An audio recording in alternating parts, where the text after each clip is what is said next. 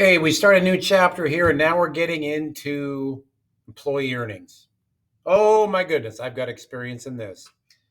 First of all, here's the one thing: if you ever involved with payroll, calculating payroll, paying employees, if you make a miscalculation and you're 1 cent off to their disfavor, and you take 1 cent away from them, they'll let you know all about it. But if you overpay them hundreds of dollars, all of a sudden nobody's saying anything. What a surprise. This is an area where close is not good enough. Your payroll, when you calculate employee pay, it's got to be 100% to the penny accurate, not close enough. So we're going to talk about today how employees are paid and how we calculate hourly employee earnings. All right. I hope that was a nice teaser for you to start out with. So first of all, the amount paid to an employee for every hour worked is called a wage.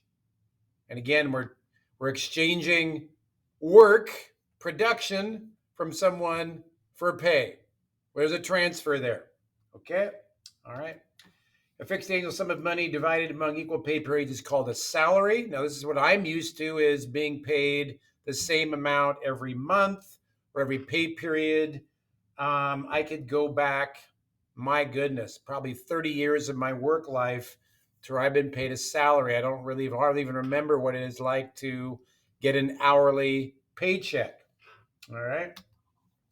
Then we have this thing called commissions. All right. First of all, what people would be paid a salary, probably some sort of management. Who'd get paid commissions? Well, if you've ever worked in like a clothing store, you might get a small hourly wage and then a commission. Or think about, even, it's not a commission, but tips, where you work in a restaurant, you're probably making minimum wage as a waiter, plus you're making really good tips. Or a most common one would be if you're a real estate agent and you're working kind of independently. Actually, you wouldn't even get an hourly wage for being a real estate agent. When you sell a house, you get like 3 to 6% of the sale price of that house. You do all that work, but until you sell the house or list the house, somebody else sells it, you're going to get a commission or percentage of the total of the sale. Car salesman is another one. Probably a small hourly wage or the percentage of how much dollar amount they sell in cars, right? At a used car lot. Okay. Now, we're going to get into stuff like overtime and stuff like that. Let me just go back here really quick. So overtime, we're going to get into some calculations. But understand, if you're salaried, most salaried employees are what are called exempt. I've been an exempt employee for years. What does that mean? It means I'm exempt from working overtime. So like Seneca Foods, my last job in industry, when there was a budget crunch and we were really, really working hard and had to get something out, I might have had an 80-hour work week. Crazy, I know. Lots of work, lots of hours. Guess how much overtime I got? Bink. Guess how much extra pay I got for those 80 hours? Nothing. I got paid the same amount regardless of how many hours I did. I just had to get the job done. There were some days, some weeks, I should say, where I worked 30 hours. Other weeks, I might have worked 80. Kind of all balances out. Okay, so if you're exempt, you don't earn overtime. Okay? All right.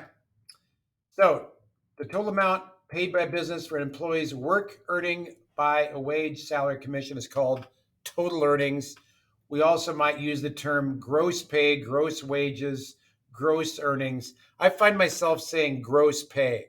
Gross pay is your pay rate times however much you worked before anything's been taken out. Gross pay. All right. A pay period is the number of days or weeks of work covered by an employee's paycheck. Now, the employer declares this to the employee up front. Hey, we pay weekly, bi-weekly, semi-monthly, monthly. All right.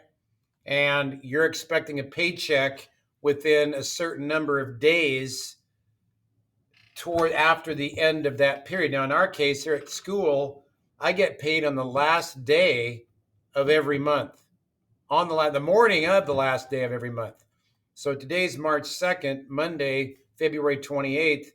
I saw an electronic transfer into my bank account on Monday morning that showed me what my net pay was after all my deductions. But different companies do different things. And they generally, especially with weekly, biweekly, or semi monthly, they will actually deliver the paychecks within a couple days after the end of the pay period. And they'll let you know what that is. Now, if they mess around with that, you need to go to Washington Wage and Hour and say, hey, my employer is withholding wages. Pay period ended a week ago, and they haven't paid us in 3 weeks. Now we have a problem. Okay. So, all kinds of different pay periods out there. The total amount earned by all employees in a business, we call this payroll. All right, payroll. And there's a staff accounting position related to payroll is called a payroll clerk, who they are dedicated to the accounting and calculation and all that of all of the employee pay.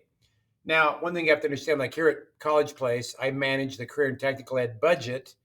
It's a $1.1 million annual budget right now. And with all of the teachers and the pay and some of the administration salaries that go into that, my budget, 85% of it is either pay or benefits, which we'll get into benefits later. But only a small portion of my budget is actually buying stuff for the classroom. Most of the money is being spent on payroll, on paying teachers and support staff for our programs. So that's the way most businesses operate, is a large expense. One of their biggest expenses is going to be payroll. Time clock is the device used to record the dates and times. All right. And anymore, time clocks are automated.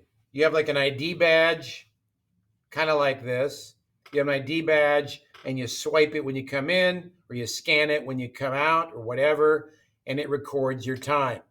And you want to make sure it's only you scanning and nobody messing around with that. Okay. So that's the time clock. They become very automated, and it's been very inexpensive to have an automated time clock system. But what's your experience? Like if you're working, think about your workplace. How do you clock in and out? How is overtime calculated at your workplace? When do you get paid?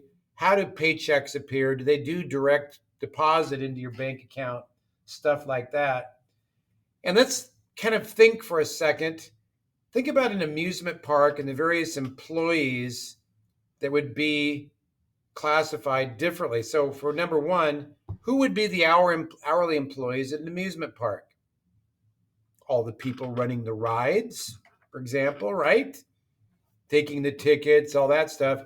Who would be the salaried employees at the amusement park? Probably a general manager, maybe an assistant general manager, somebody that's doing the accounting. Maybe there's a maintenance guy out there too, who's a maintenance supervisor. Now he might have employees underneath him that are hourly. All right. And then who would be commissioned at an amusement park? Maybe a ticket salesperson who's getting a percentage of ticket sales for selling to like groups or large events, or promoting large events or something like that, where maybe they have a big birthday party or big corporate celebration at the amusement park. They're getting a percentage of sales. So all kinds of different ways people are getting paid, and even at the same business, right? So kind of leads to some interesting thinking. So here's an example of a paycheck. All right. Now, in this case, they're paying overtime, which is times the pay rate, 1.5 times the pay rate. They're paying overtime if you work more than 8 hours a day, or if you work more than 40 hours in a week. Okay. Now, there's some states that actually legally require that. But here, let's just kind of break this down. Calculate regular hours for the day, 8. Calculate overtime. Again, that's time and a half of the regular pay rate. Then calculate total hours. All right. Let me just break here for a second. I want to go to MindTap into your textbook. And I'm on the section here that says, whoopsie doopsie doo. I'm not on that section. Some of the sections it says calculate employee hours worked. All right. And down here at the bottom, they talk about to the nearest quarter hour. So here you have a time card where somebody clocked in it. And this is kind of weird because we should take the departure time minus the arrival time. And here they're rounding the time to the nearest quarter hour. So they're saying, well, you arrived at 8:05. Well, for calculation purposes, we're going to say 8. And you left at 12:03, for calculation purposes, 12. And we're going to call that 4 hours. And kind of the same thing down here. We're going to call that 4 more hours because we're rounding the clock in and clock out to the nearest quarter hour. Now, what some businesses might do is they might calculate, well, you worked 3 hours and 58 minutes from 8:05 to 12:03, and we're going to round the time worked to the nearest quarter hour or whatever percentage. Here they worked 3 hours and 56 minutes here from 12:56 to 4:52. Still, they would round that to 4 hours. So it kind of depends. You get to round it to the quarter hour by the time in, time out, or you're going to round it to quarter hour based on how much they actually work. That could be like two different calculations when it comes right down to it. Okay.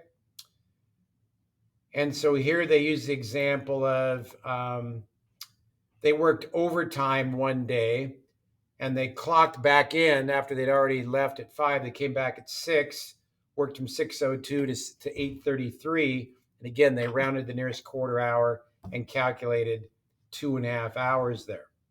All right. So that's one way that companies might calculate the time worked. Okay. All right. Moving on. There's that. Okay. And we get into time clock systems. Again, this has become so automated. Again, here you can see they're getting paid 2.5 hours for working more than 8 hours in a day. And here they worked Monday through Friday for a total of 40 hours. And once they get to the end of the week and they're still working, they get more than 40 hours. They get paid 4 hours overtime. Now, when I worked harvest at Seneca Foods, my previous employer, before I came into education, in the middle of harvest season or pack season, when we had employees in the plant, they were putting in 75, 80-hour weeks. So we were paying 40 hours regular time and 35 hours of overtime. They were working 12 hours a day every day. There was no break for several weeks while the corn or the peas or whatever were coming into the plant every single day. And they loved it because they were making great money for the hours that they worked. Okay. Down here again, and by the way, you see Monday, this is a semi-monthly pay period. We need to point this out here. This is a semi-monthly pay period. So Monday actually started a new week and they worked 8 hours there. And you'd have to be careful here that as you started the new pay period on December 16th, you could have a week span 2 different pay periods. You have to make sure you're calculating overtime correctly for that week, irrespective of the fact it's first half of the month and the second half of the month. Here you have Carrie Wells, who worked 8 hours, and she also got 2.5 hours of overtime for working more than 8 hours in a day. Now, Washington state law is employer has to pay overtime of anything over 40 hours in a week, which is pretty standard. Some states do have rules where you have to pay overtime after the employee works 8, 10, whatever hours in a week. All right. Again, different ways of calculating overtime and what the requirements for that are. So here we go. Now we're going to calculate hourly employee total earnings, also known as gross pay. Okay. Take the regular hours, 88. Now this is off that time card I just showed you. 88 times the regular rate, regular earnings 1320. Okay. Well, what's their overtime rate? Well, their regular rate is 15. And for those overtime hours, they're going to get paid time and a half. So the overtime rate is going to be 2250. Okay. So if they worked 6.5 hours of overtime times that time and a half overtime rate, they're going to have overtime earnings in this particular pay period, semi-monthly of 146.25. And then you add them all up, regular earnings plus overtime. This pay period, they've got 1466.25 coming their way. Awesome. All right. Now at Seneca Foods, we did something differently. Now, just to illustrate that there's different ways paying overtime. Check this out. At Seneca Foods, we just called all the hours worked as regular hours. Now, this would have been, some employees might have worked that in 1 week, 94.5 hours. So just for illustration purposes, just to show you, with Seneca, we just said, hey, we're going to calculate all the hours they work and pay them at the regular rate. Okay? Then the overtime rate is just simply going to be half of the regular rate. You're like, half? Yeah, because we already paid them their regular hourly rate up here. So for overtime, we're going to pay them a half rate of $7.50. Okay. They work 6.5 hours of overtime rate of $7.50, 7.5. Overtime earnings $48.75. Add them up. Regular earnings plus overtime earnings 1466.25. You'll remember on the previous page, I had the same number, just a different way of calculating it. I had a guy that was getting ready to threaten to take us to court. He's like, you guys ripped me off. You didn't pay me my overtime. I'm gonna go talk to my attorney. I'm like, knock yourself out. Go talk to him. Because he was thinking his brain was all focused on the previous method I showed you. This is how we did it. We got the same answer at the end of the day, right? Go figure. Okay. So, what is payroll? What is payroll? And that's where we're paying all of our employees in a particular pay period. 3 methods used by modern time clock systems to record employee arrival and departure times. Swipe badges, key in numbers, press a fingertip on a biometric pad. All kinds of different ways, right? Oh, the overtime rules of the Fair Labor Standards Act. I didn't really talk about this, but most of them require 1.5 times the normal hourly rate in excess of 40 hours. That's standard pretty much across the board for our states. How does 3 Green calculate overtime earnings? Again, if they work more than 8 hours in a day or more than 40 hours in a week. Awesome. Okay, there's your questions. Let's go to MindTap. Let's go take a look at our working papers here. Okay, work together. Here we have Alice Webster's time card, and we're calculating based on round hours to the nearest quarter hour. Okay, well, here we worked 8 to 12 Monday. I'm rounding the nearest quarter hour when I say 8 to 12, 4 hours. 1 to 5, 4 hours. Total hours worked, 8.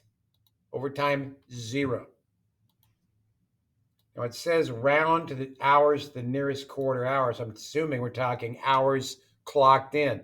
8 to 12, 1 to 5, 8 hours, no overtime.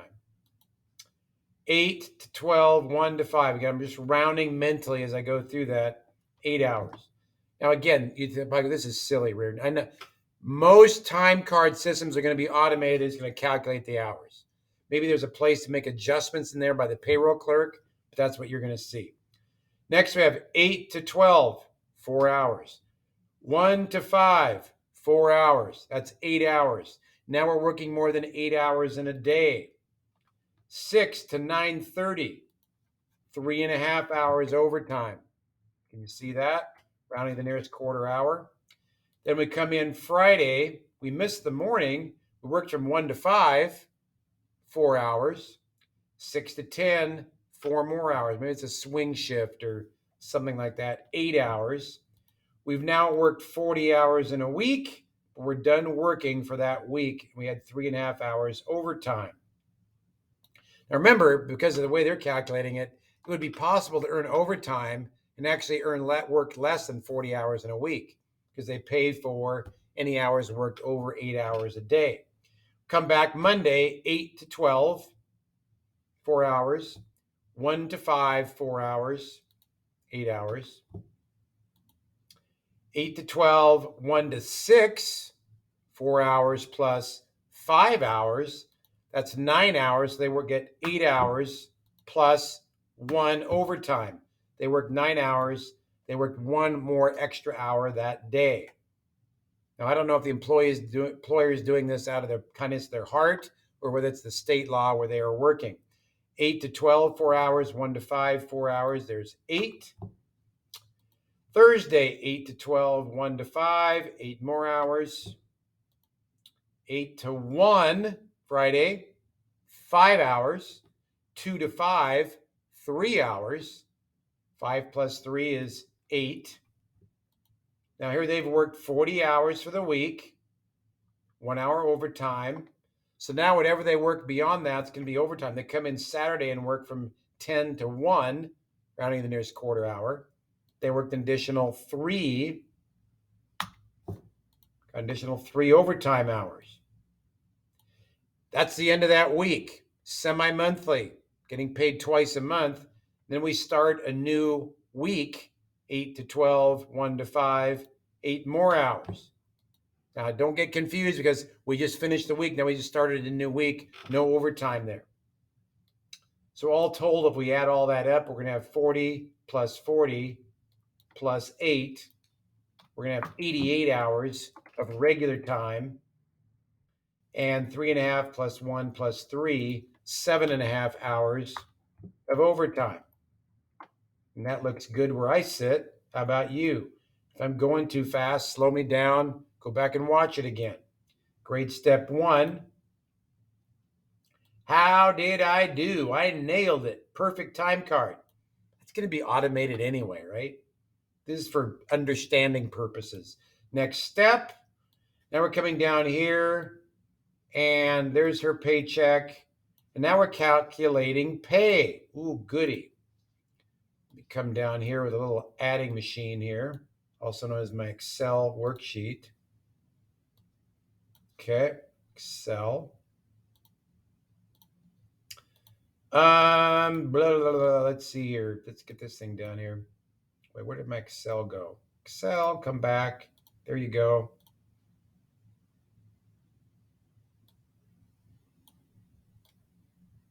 Get that over there. All right. And they said, what's my regular pay? It's going to be 80 hours times $9. 80 times 9, 720. Overtime, now I can do this a bunch of different ways. I'm going to say equals my rate times, my hours times my rate, 9 times 1.5. 1 times 1.5 for overtime, 67.50. Add those together, 787.50. Next, I have 80 hours times 12.5. Regular pay, 1,000. Overtime is going to be 3, my hours, times my rate, 12.50, times time and a half, 1.5, 56.25, 1,056.25. Person 3, 70 times 9.75, 682.50, and that's what it carries over to here.